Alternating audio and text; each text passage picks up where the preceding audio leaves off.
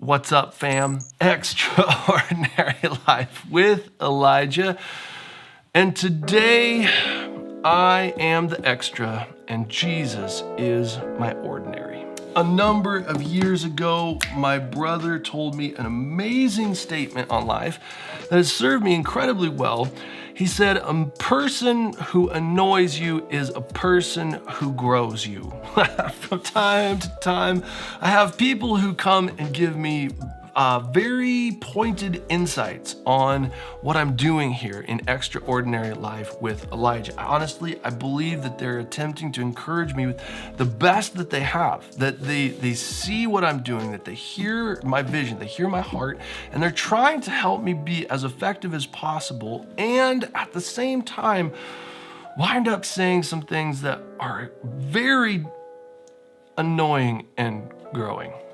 Out of this most recent annoyance and growth came a new truth. Vision empowers patient response ability in the midst of persevering through adversity. If you need to, go back, rewind it. God has been calling his kids into obedience within very foolish things for a very long time. Jesus went through this same process ahead of me. He's led the way as my older brother, and his siblings came to him and said, anyone who desires to be a public figure doesn't do things in secrets, but goes and makes themselves public. Now that you've started doing these miraculous signs, you should go to Jerusalem, stay in the limelight, get the spotlight on you, and build a following. Jesus' siblings thought that he was very foolish and was not going to gain any followers by doing all of his works in secret.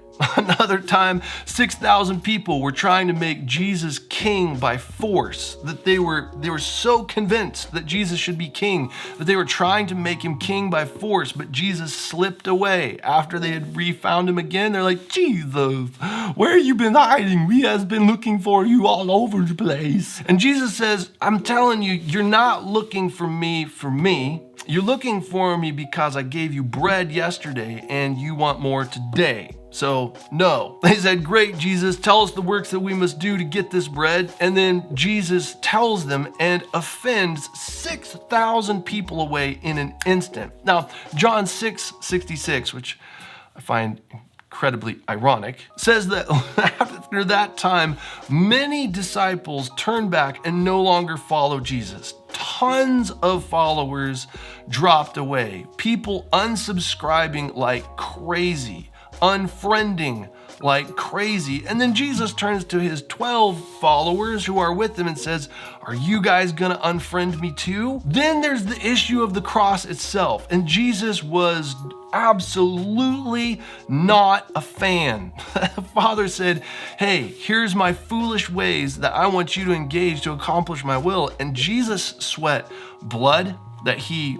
asked for his friends to intercede for him. He was strengthened by supernatural beings and given supernatural ministration in order to press in even harder, telling his father, don't want to do this. But the Father said, it's my will that you go and lay your life down on a cross and die. Jesus's ways on earth were idiotically, foolishly asinine. They were not sexy at all. And there were tons of people who misunderstood what Jesus was doing and rebuked him openly, like Peter, the rock of the church. It's so incredibly easy for the pillars of the church, out of a misunderstanding of who God is, to become a stumbling stone for Jesus and those who are faithfully following after him. That's why I'm so encouraged by this newest leadership principle. Vision empowers patient response ability in the midst of persevering through adversity. A person who annoys you is a person who grows you. I had someone recently tell me that if I am going after my fam in the world, and then if my heart beats in a world context and I'm doing these videos week in and week out, that I need to stop self-sabotaging by telling people to hit the thumbs down button. Now, I'm with you. Jesus' siblings did the same thing. Nobody who wants to be a public figure does things in secret, but jumps out in the limelight, works the algorithms, gets the likes, goes around and likes other people's videos and comes up with symbiotic back rubbing so that people who are really famous push a bunch of people over to subscribe to your channel and like your channel and grow your channel. Yeah, I get all of that. But God has given me vision for this one thing in YouTube, serving to please my Father's heart through the exercise of my gifts to impart grace to you so that you can know him more. As he has given me those gifts, one of the primary things that we're going after is showing that family is the most powerful algorithm. The means that he has given me to do that then is to run counter to the algorithm rules and let my light shine in such a way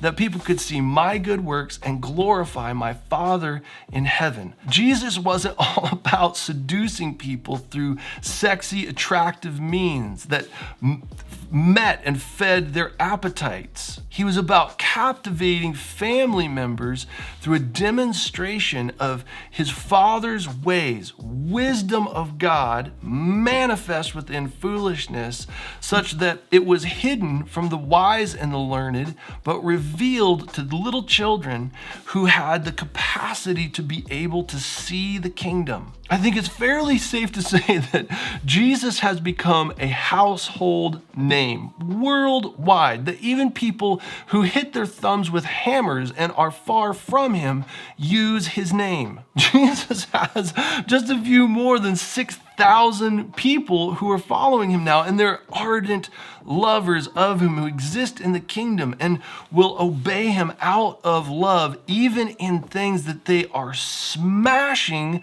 the thumb down button on. The bride is taking up her cross daily and denying herself in order to walk after Jesus, to walk with the one whom she loves in things that she is definitely hitting the thumbs down button on. Jesus, I don't like this at all, but I love you and I'm willing to carry the content of your will forward in the faith that you have imparted to me. It is no fun hiding out in holes, being despised, being rejected, being sawn in two, having your skin removed, and leaving this life without anyone knowing who you are. That's the basis of the testimony in Hebrews 11 in the hall of faith of the people whom this world was not even worthy of. Jesus walked in foolish, asinine ways on earth, such that the wisdom of God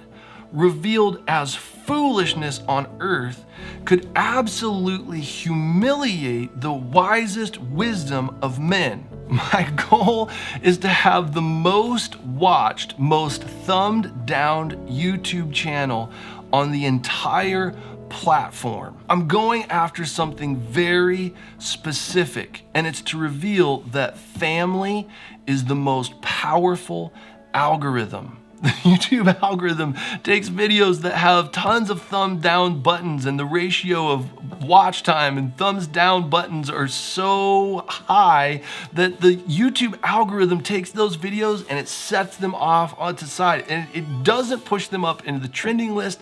It doesn't suggest them to other people. It just says, nope, we're gonna forget about all of these videos. You certainly don't get exposure on the trending list by having millions and millions of dislikes on your videos. But here's the thing, when family buys into vision, there are no world powers strong enough to hold down the contents of heaven that God desires to rise and to shine like the noonday sun. There are countries in the world that say that they're not going to allow the preaching of the gospel. We're not letting the kingdom of God come here.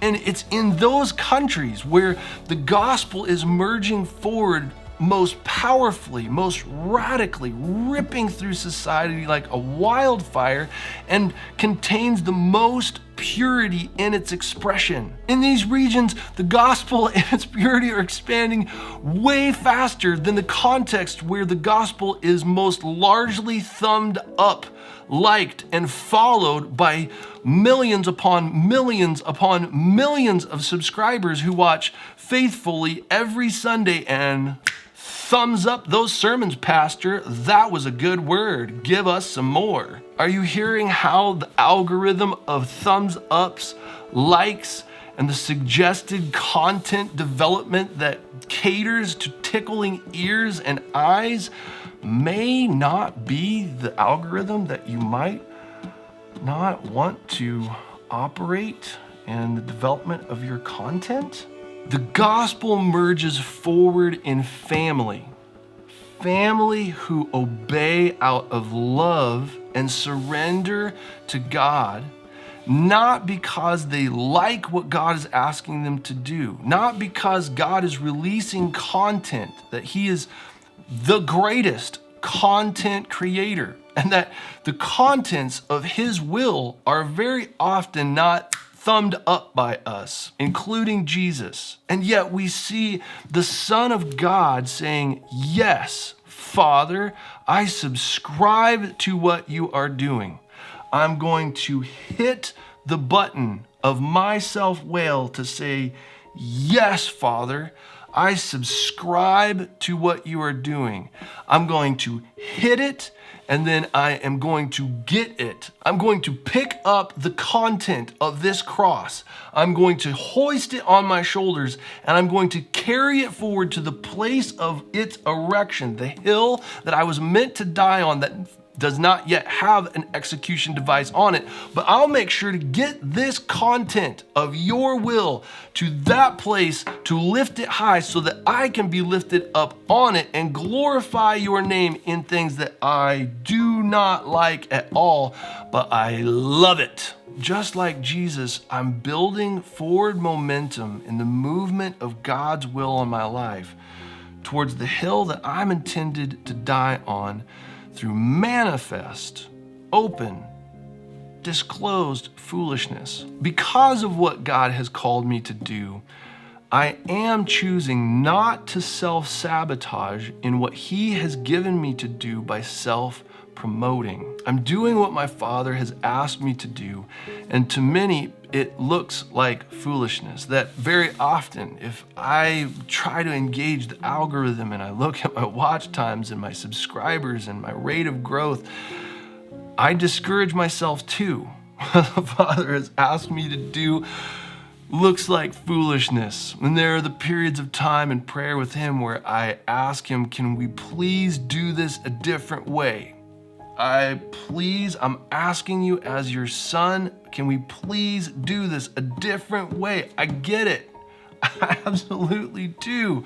I get it. However, hitting the thumbs down button looks like loving obedience in a context of family. Every single video that I have ever produced has at least one thumbs down button, and it's mine. The first thing that I do after YouTube tells me that my video has successfully uploaded is, before it's even posted, it's a scheduled time that I open the video up, I thumbs that thing down, and then I post it for you, asking you to do the exact same thing. If you want to serve me in what I am doing to serve my Father, then my request of you is that if you love these videos, you don't just like them, you're not a fan, that you would commune with me in the Father in what we're doing. And from this point on, that you would hit the thumbs down button. If you want to bless my heart to no end and go the extra mile, if you would go back to the very first video that I posted and open every video up until now and thumbs them all down one at a time. Open, thumbs down, close. Open, thumbs down, close. Open, thumbs down, close. Clear until this date on this video. It would bless my heart to no end. You don't have anything to lose. If there's anyone who has anything to lose, It's me by having my content that I've worked so hard to create thumbs down, and it's me, the one that you love and the one that loves you, who is asking you, if you love me, please obey me by hitting the thumbs down button. Where I'm going and what God has given me to do cannot be served through a culture of hitting the thumbs up button. Show me and the Father some love by hitting that thumbs down button. If you subscribe to what I am doing, then hit the button, hit it, and then get it. Hit the bell as well so you get notified with the new content. And if you loved this video, you didn't just like it, then hit the thumbs down button. I pray blessings on your day. I love you guys lots, and I will see you in the next video.